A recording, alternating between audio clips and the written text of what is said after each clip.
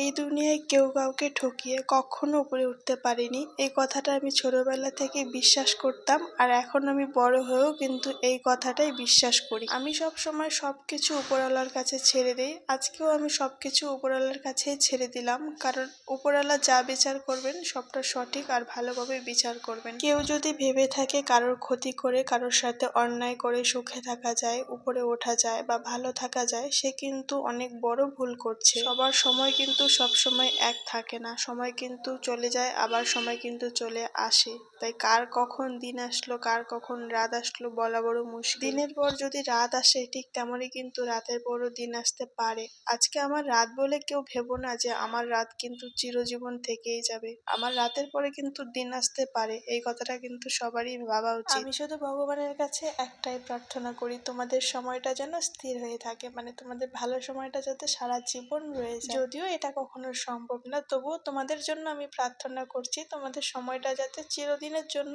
থেকেই যায়, মানে এই সময়টা যাতে সব সময় থেকেই যায়। দুনিয়ায় চিরস্থায়ী বলে কিন্তু কিচ্ছুই নেই, তবুও আমি বলবো তোমাদের এই ভালো সময়টা যাতে তোমাদের জীবনে চিরস্থায়ী হয়েই থেকে যায়, কখনো যাতে চলে না যায়। আমি জ্ঞানত অবস্থায় এখনো অবধি কারোর কোনো রকম ক্ষতি করিনি, সব সময় সবার ভালোই চেয়ে এসেছি। আর যে বা যারা আজকে আমার ক্ষতি করলো বা আমাদের ক্ষতি করলো, ভগবান যাতে তাদের বিচার করে। আর আমি যদি কারোর ক্ষতি করে থাকি, কারোর সাথে কোনো রকম অন্যায় করে থাকি, তাহলে যাতে ভগবান আমারও বিচার করে, কারণ ভগবানের হাত থেকে কিন্তু কেউই ছাড় পায় না। কথাতেই তো আছে, ভগবান ছাড় দেয় কিন্তু ছেড়ে দেয় না। তো ওটাই হলো কথা, ভগবান কিন্তু ছাড় দিতে পারে কিন্তু তার জন্য কাউকে ছেড়ে দেবে না। আর আমি যদি কখনো কারো অন্যায় করে না থাকি, তাহলে ভগবান আমার দিন ঠিক একদিন না একদিন ফিরিয়ে নিয়ে আসবেই, এটা আমি বলতে পারি। কারণ আমি সবাইকে বিশ্বাস করতে না পারলেও ভগবানকে কিন্তু আমি মনে প্রাণেই বিশ্বাস করি। তিনি অন্যায় ছাড়া কখনো কারোর সাথে অবিচার করবেন না, এটুকু আমার ভরসা। আর সত্যি কথা বলতে এখনকার পরিস্থিতির মধ্যে আমার ভগবান ছাড়া কেউই নেই পাশে, তাই এখন শুধু আমি মনে প্রাণে ভগবানকেই ডাকছি আর ভগবানের কাছেই বিচার চাইছি। এই দিনগুলো যাতে সবার জীবনে ফিরিয়ে দেয়। আমি কারোর মৃত্যু কামনা করব না, আমি কারোর খারাপ চাইবো না, শুধু চাইবো যে বা যারা আমার সাথে যতটুকু অন্যায় করেছে বা যা যা করেছে, তাই যাতে তাদের জীবনে ফিরে পায়। আর তাদেরকে যাতে ভগবান অশেষ ধৈর্য ক্ষমতা দেয় সেসব সহ্য করার জন্য, কারণ আমি যতটুকু সহ্য করছি বা করে এসেছি, আশা করছি কেউই পারবে না। তাই সব সময় চাইবো যে ভগবান যাতে তাদেরকে আগে অশেষ ধৈর্য সহ্য দিয়ে তারপরেই যাতে তাদের সঙ্গে সব বিচারটা করেন, কারণ প্রচুর ধৈর্যের প্রয়োজন আছে। আর আমি বেশি কিছু চাইনি ভগবানের কাছে, আমি জাস্ট চেয়েছি যে আমার সাথে যে বা যারা যতটুকু অন্যায় করেছে বা করছে এখনো অবধি, তারা যাতে ততটুকুই ফিরিয়ে পায় তাদের জীবনে, ব্যাস, আর কিচ্ছু চাই না। কারণ তারাও বুঝুক যে কষ্ট পেলে কতটা ঠিক কষ্ট হয়, কেমন লাগে, ভেতর থেকে কিরকম হয় না হয়, সবটাই তারা ফিল করুক। কারণ পৃথিবীতে অনেক মানুষ আছে যারা কষ্ট দিতে ভালোবাসে কিন্তু কষ্ট পেতে ভালোবাসে না, মানুষকে বড় বড় কথা বলতে ভালোবাসে কিন্তু নিজের সামান্য কথাটুকু সহ্য করতে পারে না। সেই সব মানুষের উদ্দেশ্যেই আমি আজকে এই কথাগুলো বলছি, তারা যাতে তাদের সঠিক সময়ে তাদের সঠিক বিচার পায়, আমার শুধু এইটুকুই ভগবানের কাছে প্রার্থনা। আর আমরা যদি কারোর জন্য কিছু করি, অবশ্যই তো আমার জন্য সেটা থাকে ভগবানের কাছে, তাই না?